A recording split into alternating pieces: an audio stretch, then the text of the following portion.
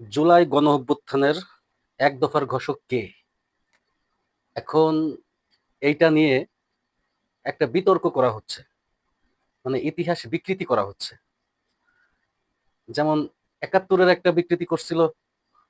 একদল বলতেছে শহীদ প্রেসিডেন্ট জিয়াউর রহমান মুক্তিযোদ্ধার মানে স্বাধীনতার ঘোষক। আবার এদিকে আওয়ামী লীগ যখন ক্ষমতায় ছিল তখন বলছে যে না, শেখ মুজিবুর রহমান হচ্ছে স্বাধীনতার ঘোষক। সেম সেই কায়দায় এখন আবার শুরু হয়েছে ২৪-এর এক দফার ঘোষক কে? মির্জা ফখরুল ইসলাম আলমগীর বলছিল আন্দোলন চলাকালীন সময় যে এই আন্দোলনের সাথে আমাদের কোনো সম্পৃক্ততা নেই। এই আন্দোলন শুধুমাত্র সাধারণ ছাত্র জনতার, সাধারণ ছাত্রছাত্রীদের। অথচ যখনই অভ্যুত্থান ঘটে গেল, অভ্যুত্থান ঘটার ২ বছর কেবল যেতে পারল না, অথচ যেই ডকুমেন্টারি যেটা বানাইলো বিএনপি থেকে, সেখানে টোটালি বলা হয়েছে তারেক রহমান স্বাধীনতার ঘোষক, সরি জুলাই অভ্যুত্থানের ঘোষক। মানে নাহিদ ইসলাম বা বৈষম্য বিরোধীর কোনো কিছুতেও ডকুমেন্টারিতে নাই। ওই যে আরেকটা দালাল আছে রাশেদ, যে টোটালি এই আন্দোলনের সময় সে পুরোপুরি আত্মগোপনে ছিল। সে বিশ্বাসই করে না যে শেখ হাসিনা পলাবে। সে এখন একটা মিথ্যা গুজব ছড়াচ্ছে, সে নাকি সালাউদ্দিন সাহেবকে ফোন দিছিল, সালাউদ্দিন সাহেব তারেক রহমানের সাথে কথা বলে এক দফার ঘোষণার একটা করছে। এবং তার যে অনুসারী ছাত্রদল, যুবদল, তারা এখন পুরোপুরি একটা বয়ান তৈরি করে ফেলছে যে তারেক রহমান আছে এক দফার ঘোষক।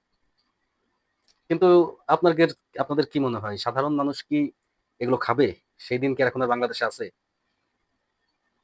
আমার কথা হচ্ছে যে সশরীরে শহীদ মিনারের সামনে দাঁড়িয়ে সারা বাংলাদেশের মানুষের সামনে যেই এক দফার ঘোষণা দিছিল নাহিদ ইসলাম, সেই হচ্ছে আসল এক দফার ঘোষক।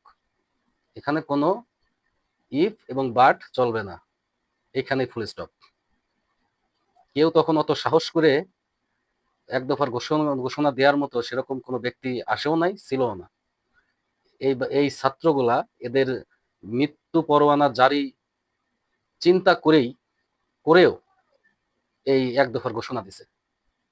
আর সেইটাকে এখন বিকৃত করতেছে বিএনপি ক্ষমতার জোরে।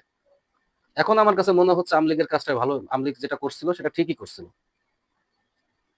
কারণ আওয়ামী লীগ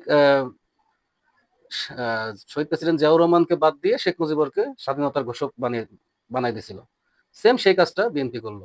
বিএনপি যদি এটা বলে যে লিখে দিছিল যে সেই স্বাধীনতার ঘোষক, মানে লিখে দিছিল যে সেই এক দফার ঘোষক, তাহলে আমিও বলতে পারি ৭১-এ যে লিখে দিছিল সেই স্বাধীনতার ঘোষক।